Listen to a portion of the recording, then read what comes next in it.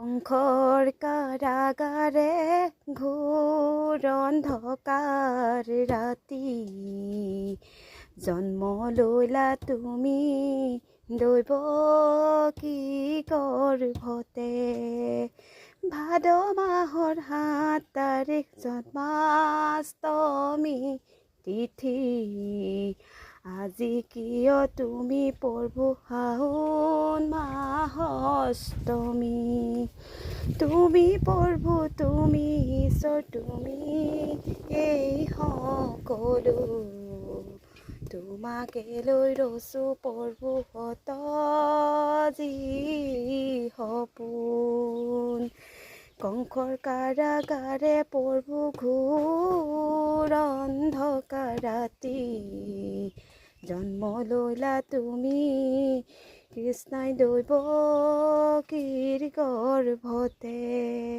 এয়া মোৰ বহুত মৰমৰ কৃষ্ণ হয়। মই আৱেগিক হৈ গৈছিলোঁ এই অকণমানি আপোনালোকলৈ গোৱাটো। এয়া মোৰ বহুত স্মৃতি জড়িত হৈ আছে। মই বিয়া সোমাই অহা প্ৰথমটো বছৰে মোক মানুহজনে দিয়া এইটো উপহাৰ হিচাপে মই সদায় ৰৈ থাকিব।